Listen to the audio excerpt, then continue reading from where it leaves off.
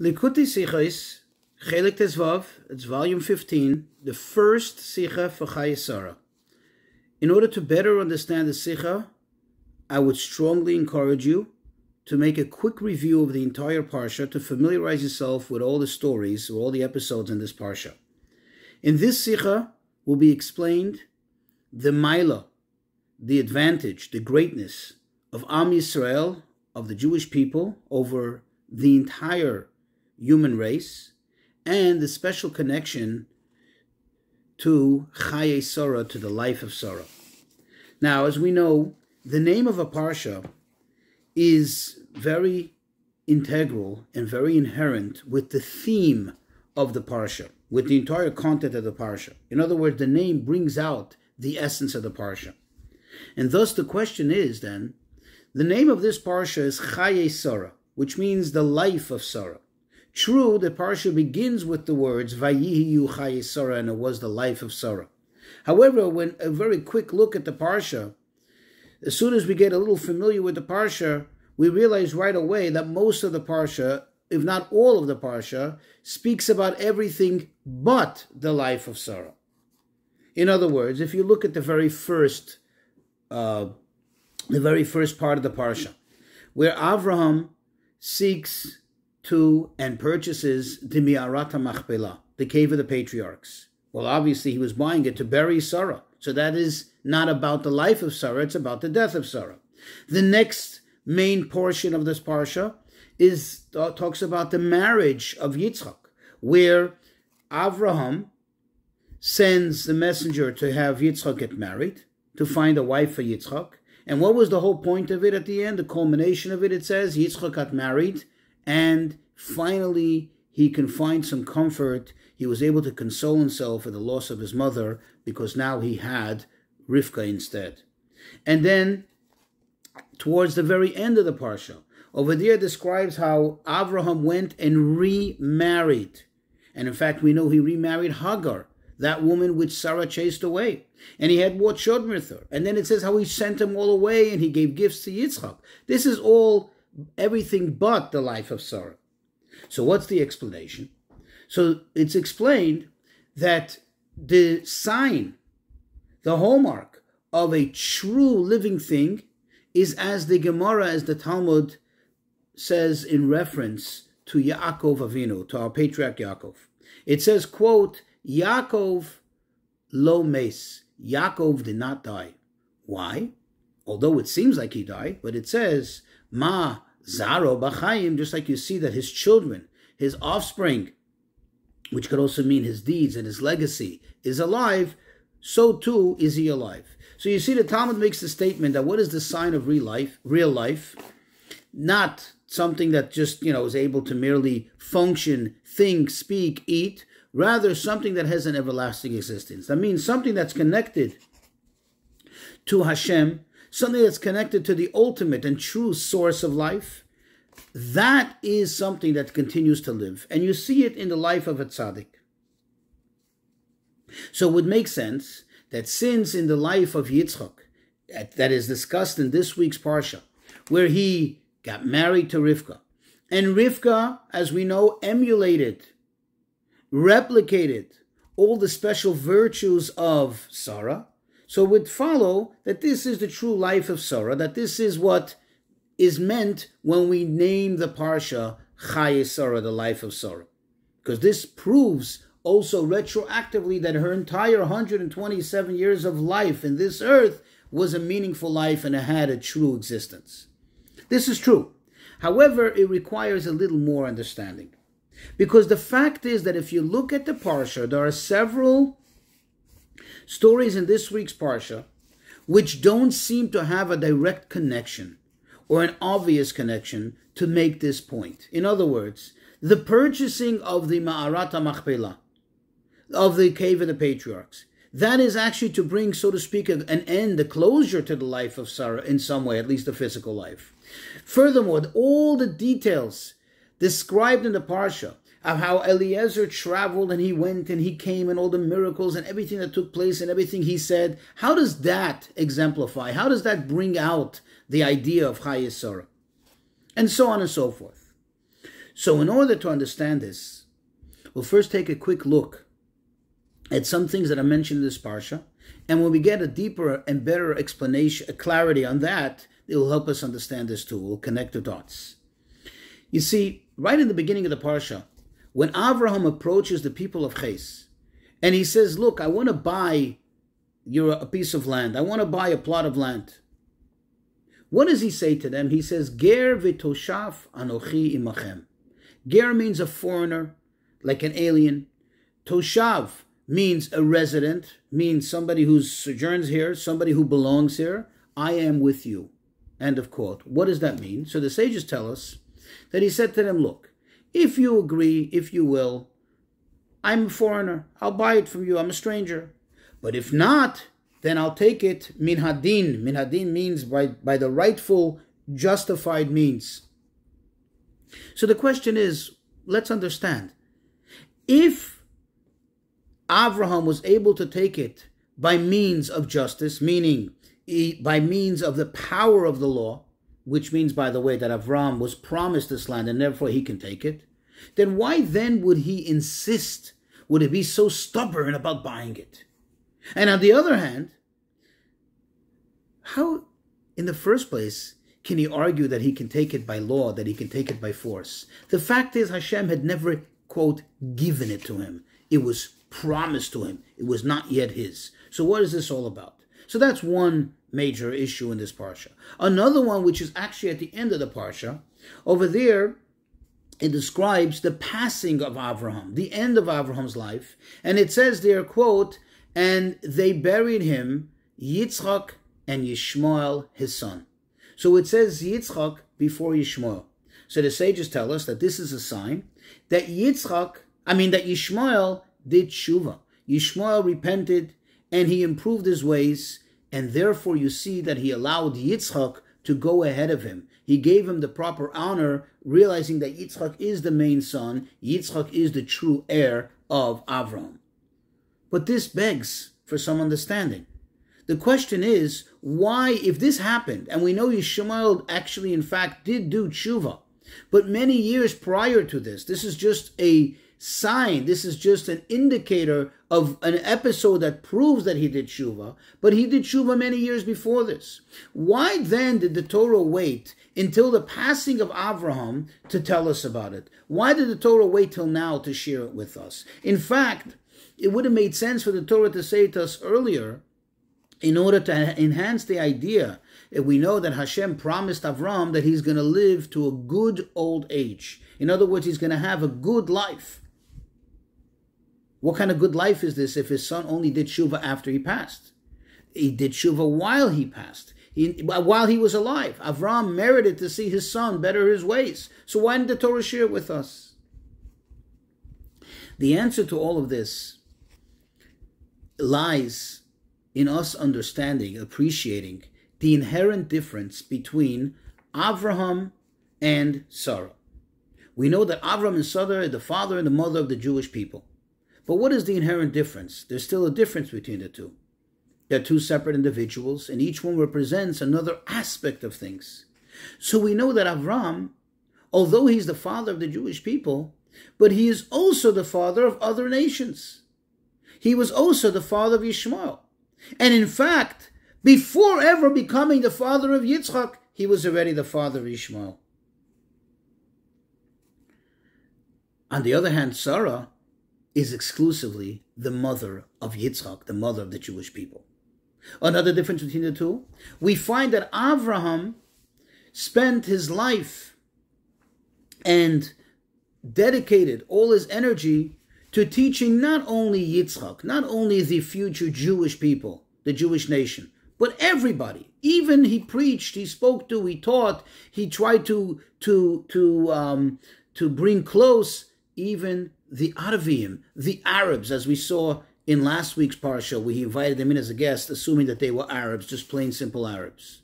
However, Sarah, her entire energy was focused. Her entire energy was dedicated to Yitzchak, to everything going to the proper source, to the proper place, everything being drawn to a place of Kedusha, of holiness.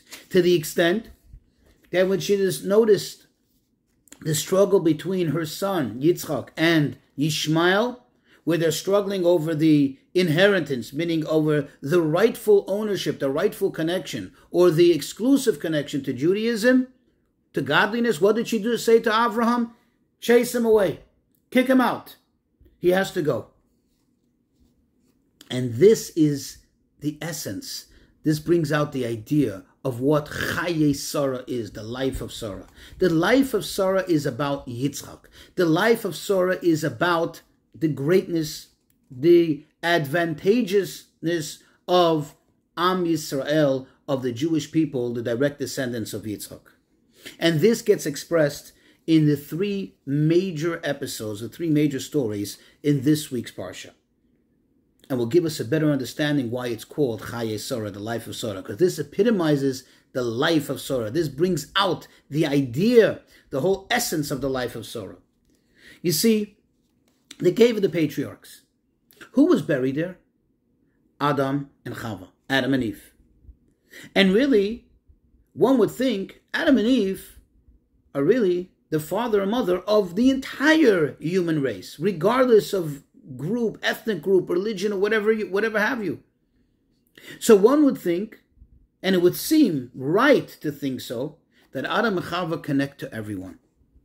This week's Parsha shows us how Avram, understanding the essence of Sarah and what it's all about, insisted on proclaiming, on determining and exhibiting that this place is exclusively for the Jewish people. And in fact, by him purchasing it, what happens?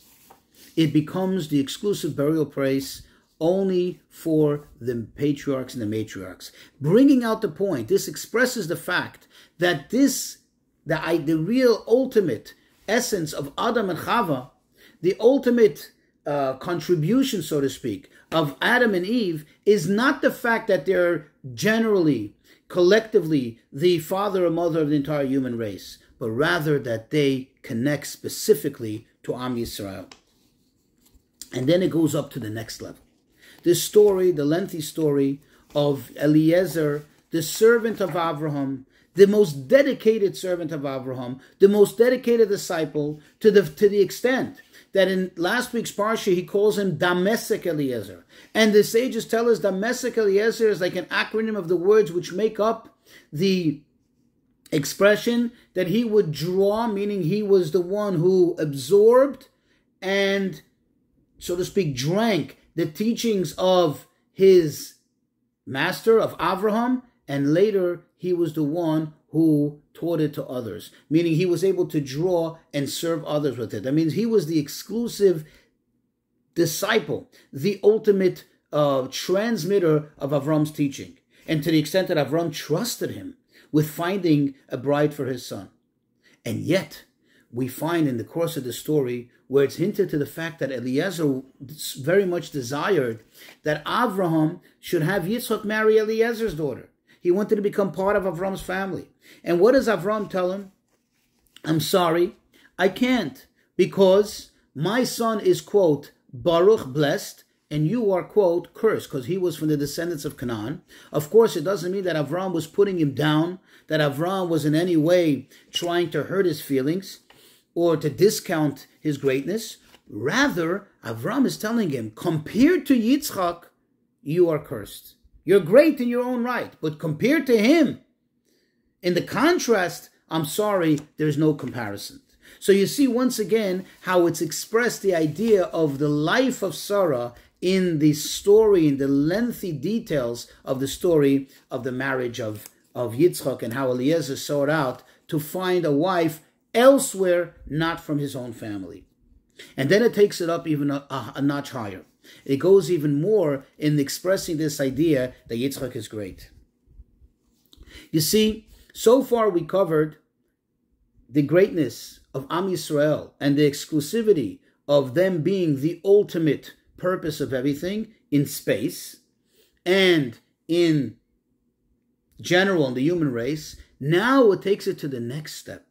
The children, even in the descendants of Abraham, even amongst the children of Abraham, Remember, Avram had Yishmael and several of the other children of Keturah, as described at the end of the parsha, and he had Yitzchak.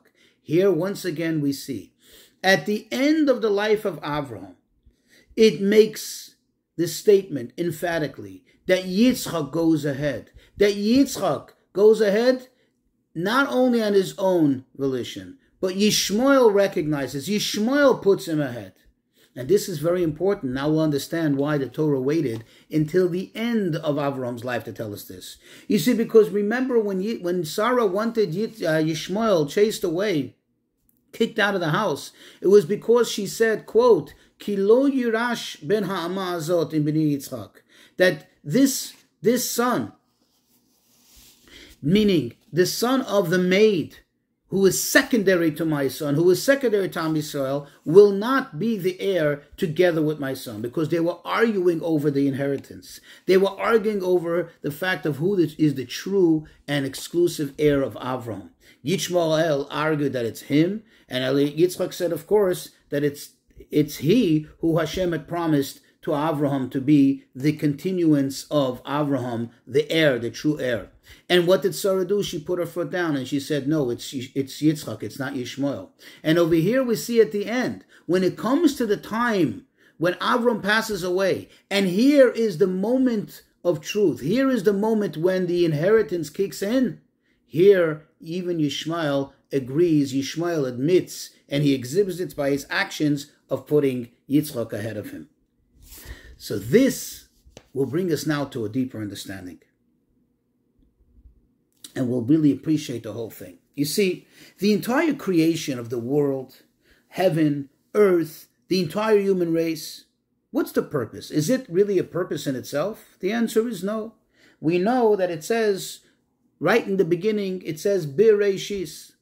Why does it say Bereshit? The sages tell us, Bet Reshit. For two main things the world was created. For the Torah and the Jewish people. Meaning, the entire world and all its inhabitants, even and especially the human race, are all here as a means to serve the people who are supposed to observe the Torah, to serve the Jewish people. What does it mean to serve the Jewish people? To make the world an inhabited place, a place in which a Jew can live and function and thus do his or her duty in serving Hashem through the fulfillment of Torah and mitzvahs. And this explains us something very, very fundamental. And it makes sense of what would seem like a very, very peculiar din, a very peculiar law. You see, there are 7 Noahite laws. For example, not to kill, not to steal. Some of them are obviously more severe. Some of them are more, of the moral ethic grounding. But the rule is that regardless of which one of the 7 Noahite laws a Noahite, meaning a non-Jew, had transgressed, really, they have to be put to death. Meaning, even for petty theft, they don't deserve to continue living. And the question is why? It doesn't make sense. If you kill someone, you bow down to idols, but just for petty theft? And the answer is yes.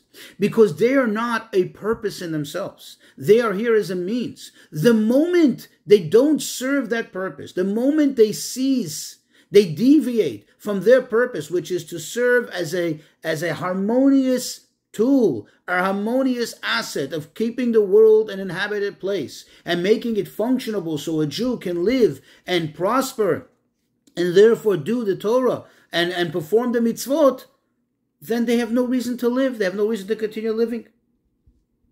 And this we see expressed in all of these 3 episodes we mentioned before.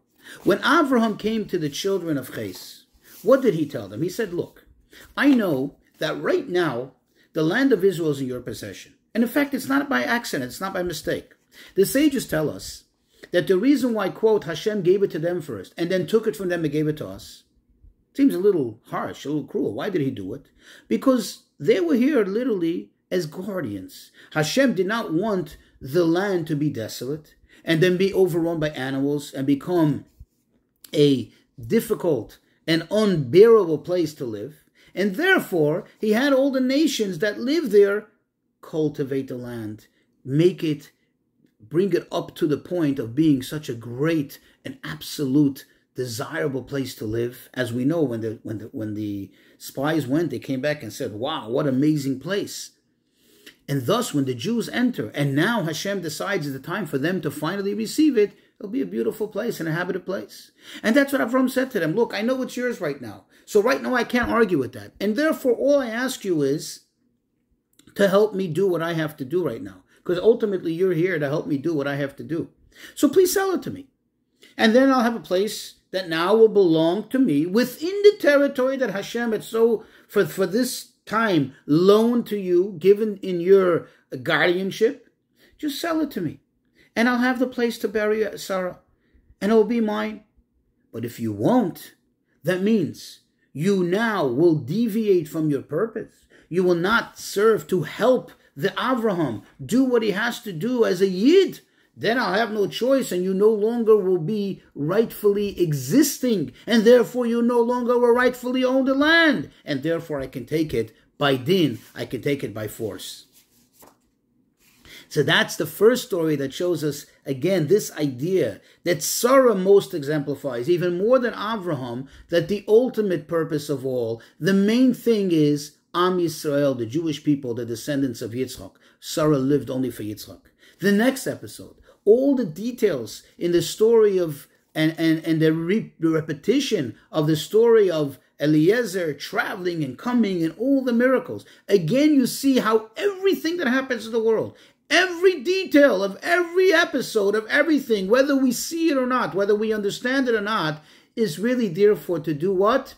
To bring about the marriage of Yitzchak of Rivka, to bring about the possibility and the purpose of the descendants of Yitzchak, which is Am Yisrael, who are going to do the Torah. In fact, to the extent that one of the things that are related in the story, that we find very clearly in the story, is that when Besuel, the father of Rivka, tried somehow to hold back this whole thing, he tried to stop it, he tried to interfere with this marriage going forward, immediately he died. He ceased to exist, because he was now an interference with the purpose. And then it goes to the third thing. The sages tell us, and it describes in the parsha at the end of Yishmael's life, it says, Al pnei kol echav nafal, which literally, regardless of what it means in the context, but literally means on the face of all his brothers he fell. What does it mean he fell? So the sages tell us that what it's telling us is that, quote, until Avraham died, he dwelled. Because before it says Ishmael dwelled here, he dwelled there, he dwelled there. And at the end of the life it says he fell. What does this mean? What is it hinting to? That so long that Avraham lived, he dwelled. When Avraham died, he fell. What does it mean in our context, says the Rebbe? That so long that Yishmael is connected, that means he's living with Avraham, he dwelled. He was alive. He was vibrant. He existed. The moment Avraham, quote, died, meaning his connection to Avraham was severed, he died. Meaning he fell. What does that mean? You see, the mere fact that Ishmael did tshuva is not his own doing. He doesn't deserve all the credit for it. Because really what it was is a result of the prayers and the well wishes of Avraham. If you recall, even prior to Yitzchak's birth, Avraham said, Lu Yishmael yichei lefanecha. He prayed to Hashem, may Yishmael live before you. And that is the prayer, that is the power that he had in order to do tshuva. So long he's connected to it, and he recognizes that he is the son of the maidservant. He is subservient, and he is dependent on Avraham and Yitzchak. Then he, quote, he lives, he dwells. But the moment that he stops that Avraham dies, meaning in his mind, he's no longer connected to Avraham, and he doesn't recognize that his only connection is coming through being the son of the maidservant, being secondary, subservient to Yitzchak, then, quote, he dies. And this gives us a good, beautiful glimpse of how everything here in the parsha all comes together as being, quote, the life of Sarah. That everything is before Yitzchak, for the Jewish people who come from Yitzchak, and that the existence of everything else in the world, everything that happens, and all the nations of the world, all the human race is all for this purpose, to help serve the Yid, that the Yid should be able to perform the Torah and mitzvot in a harmonious and practical manner.